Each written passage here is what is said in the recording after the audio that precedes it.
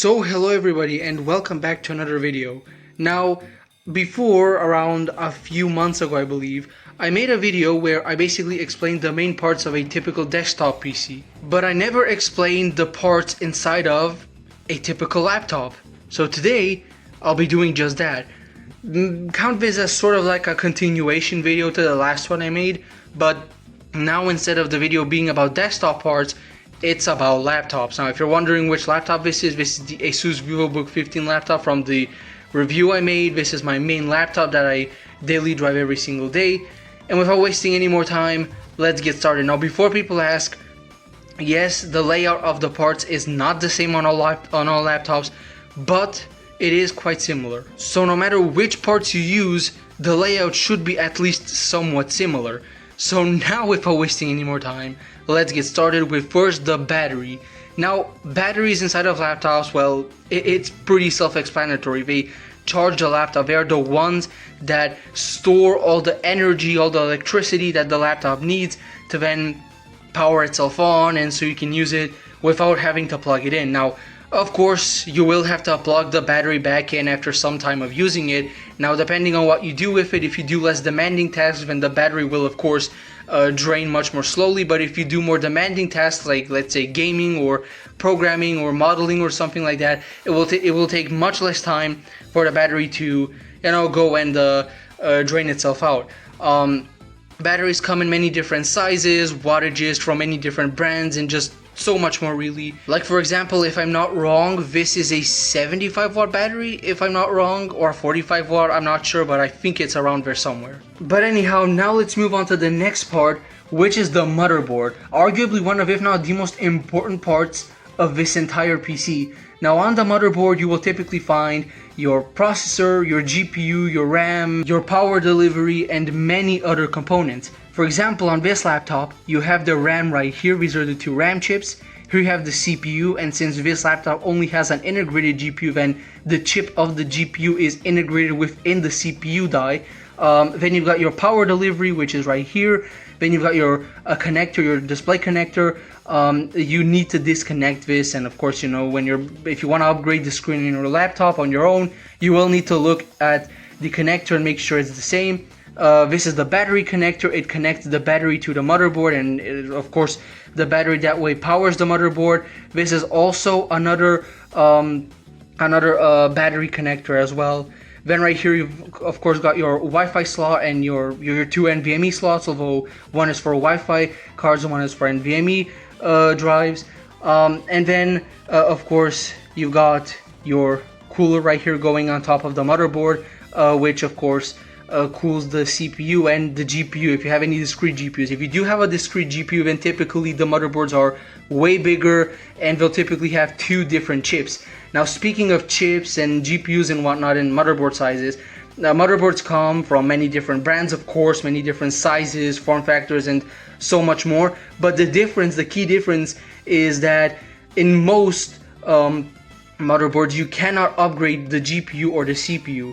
Not only that, but motherboards on laptops don't really have any standard form factor or anything similar like you have on desktop PCs, where you have like ATX, mini ATX, ITX, etc. and etc. They don't really have any unitary system for form factors. So if you want to upgrade your motherboard, it is really risky and actually quite tricky, but there have been some people that have managed to do it, and it has turned out for some better and for some worse. Over here you have all your different connectors. As you can see right here, you have an HDMI port, a USB port, USB-C, and a power. This isn't the power jack. This is an audio jack, and this is the power jack. Over here you've also got this ribbon cable right here connecting this USB hub as well to the motherboard via this ribbon cable right here. Laptops will mostly use ribbon cables, just like this one right here, which will have different pin numbers and sizes and whatnot. So they're not all the same, but almost all the connectors on the laptop are sort of pin factor cables, or they are like ribbon cables. Most of them are ribbon cables, so yeah. But anyhow, now let's move on to the next part, which are the speakers. They are right here. Now the speakers on the speakers on a laptop, of course, they come in many different versions and styles and power and just, you know, qualities and so much more. Since this is a cheaper laptop, of course these will be cheaper speakers. They won't be as good as, like, I don't know, a more expensive laptop, but still, these are these are speakers. Right here you have the main part of the speaker, which basically I'm not too experienced in stuff like this, like audios and stuff like that, but I believe it basically takes in the surrounding air and the sounds, and then it, like, inside of here something happens and then it goes back out, but as a sound. It basically replays the sound. I'm not really too sure. That explanation was probably really bad, and I'm not very experienced in stuff like this, but yeah, all I do know is that they come in a lot of different versions and qualities and much more, and it all depends on the laptop you're buying. Now, of course, that doesn't mean that always if you buy a more expensive laptop you'll have better speakers. That's not true. Maybe some brands will prioritize the hardware over the speakers themselves, or the battery over the speakers, or anything similar, you know, like the motherboard over the speakers, not the hardware, sorry. But yeah, it all depends, really. It all depends on the brand, on the laptop, on the price, and so much more as well. But anyhow, I mean, NVMe and Wi-Fi cards, they really stay the same in laptops, so I won't really be explaining those. So let's finally move on to the final part on this side, which is the cooler. Now, coolers inside of laptops, most of them look similar to this one and work quite similarly to this one.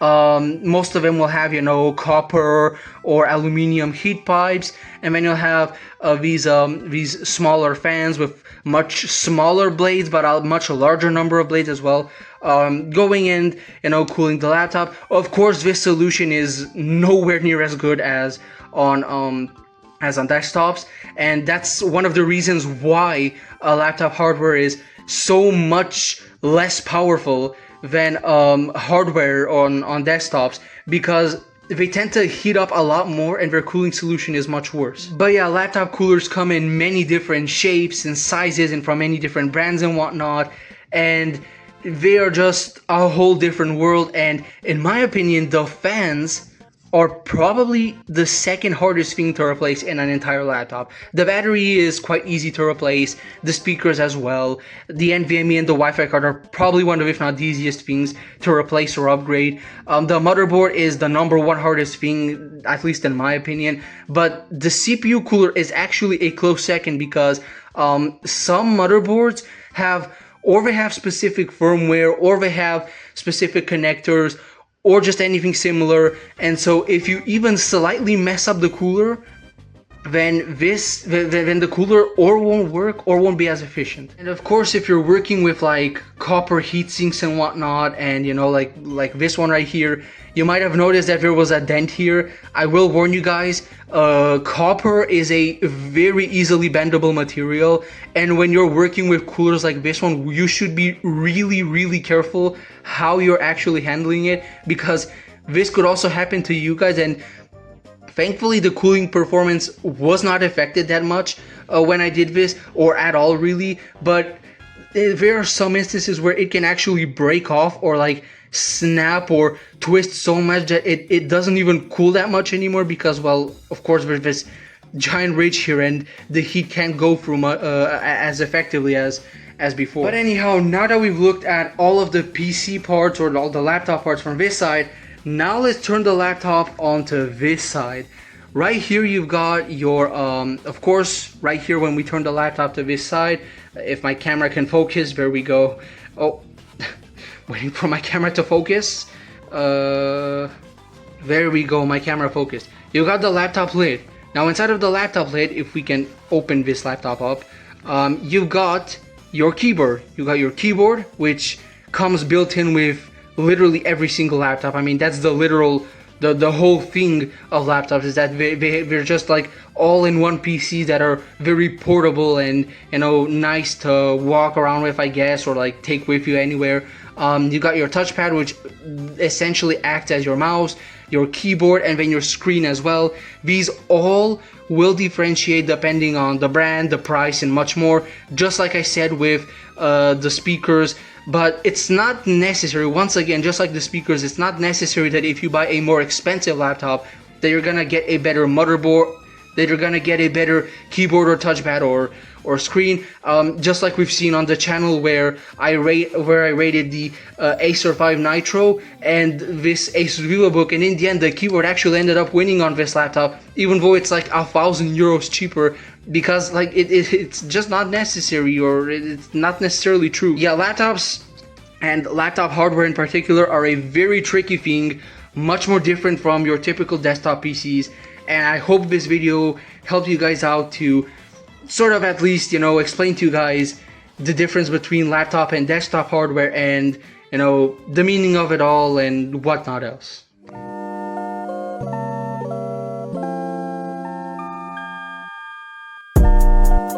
Sway.